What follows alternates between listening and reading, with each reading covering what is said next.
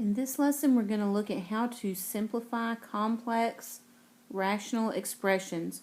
And by complex rational expressions, we just mean fractions that are made out of fractions. And they need to be simplified so that they're no longer made out of fractions. That's the whole deal here.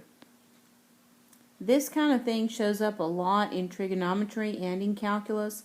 So it's really good to know how to simplify these, because if you have a problem that's got fractions made out of fractions, you can help yourself a lot if you can simplify it, usually make your job a lot easier. Here's our strategy for solving these. We're going to first find the common denominator of all the little denominators. I'll show you what I mean by little denominators in just a minute. And then we're going to multiply each term in the fraction by the LCD. And what that will do is it will cancel out all the little denominators and will leave us with a simplified fraction. So let's simplify 1 plus 1 over x all over 1 minus 1 over x. So what I mean by little denominators are these little denominators in the big top and the big bottom. So the only thing I've got here in my little denominators is x. So the common denominator is x. Now what we're going to do is multiply each term by that common denominator. So I've simply recopied my problem, and we're multiplying each term by x because that's our common denominator. So now when we simplify, you're going to see all the little denominators cancel out. 1 times x is x. X times 1 over x is 1. In the bottom, 1 times x is x, and x times 1 over x is 1. So I end up with x plus 1 over x minus 1. Now we still cannot let any denominators equal 0, and now we might have more things to think about here that are denominators. So I can't let x equal 0. I can't let these denominators equal 0. And I also can't let the denominator of the whole thing, when I simplify it, equal 0. So we're going to take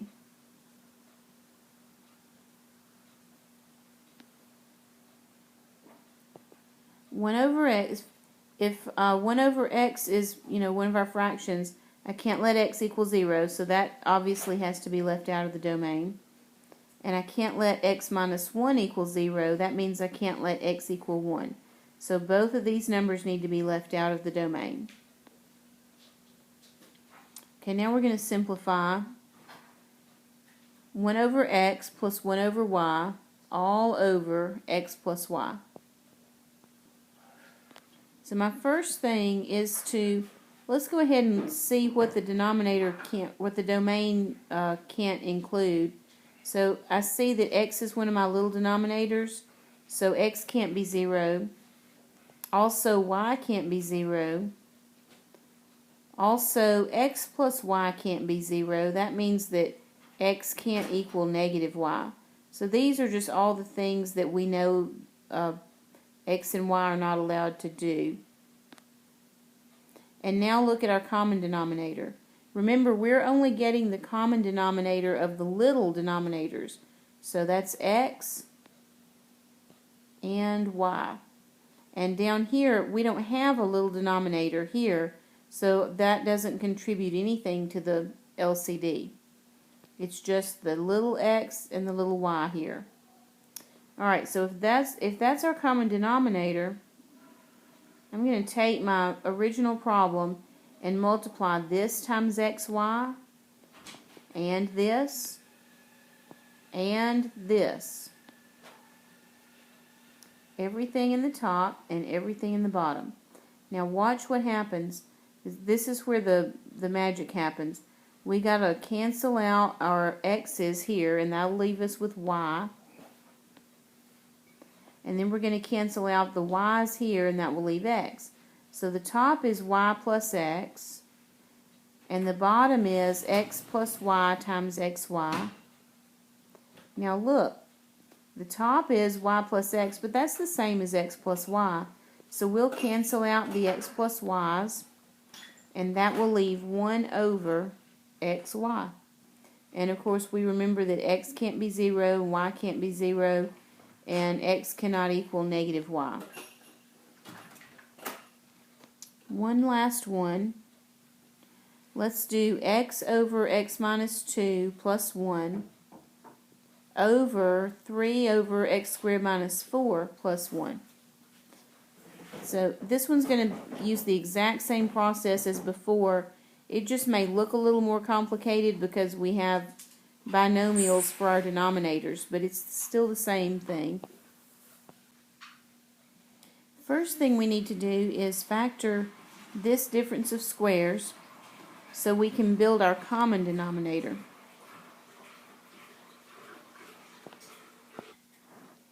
And so now I'm going to put together the common denominator for these two little denominators, and that's going to be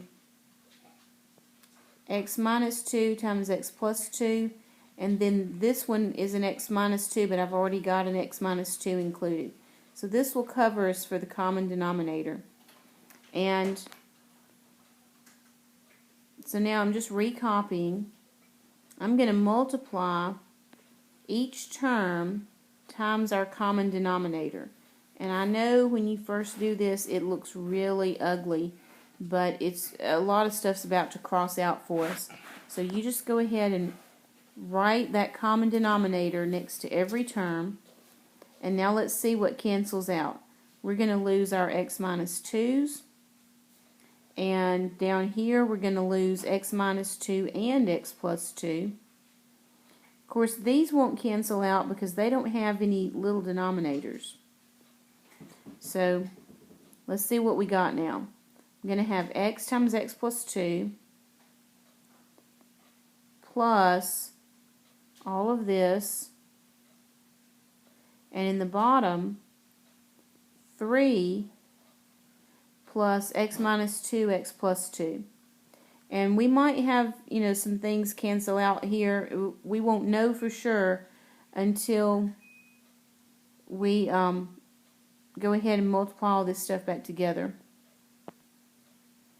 So I don't know if anybody's noticing this, but it kind of caught my eye that we have x plus 2's in a lot of places, but we don't have an x plus 2 here. So that's why I can't cancel out an x plus 2. But we might be able to do something, but we're going to have to do this multiplication. So let's distribute the x times the x plus 2. And let's multiply x minus 2 times x plus 2. Of course, that gives us x squared minus 4. And then in the denominator, we'll get 3 plus x squared minus 4. Now, that's going to simplify to 2x squared plus 2x minus 4. And in the bottom, let's go ahead and simplify this to x squared minus 1. Okay, now we're getting somewhere.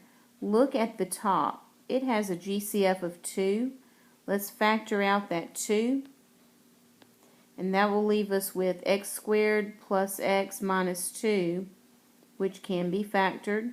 And in the bottom, we've got a difference of squares that we're going to end up factoring. Now this trinomial in the top factors into x plus 2 times x minus 1.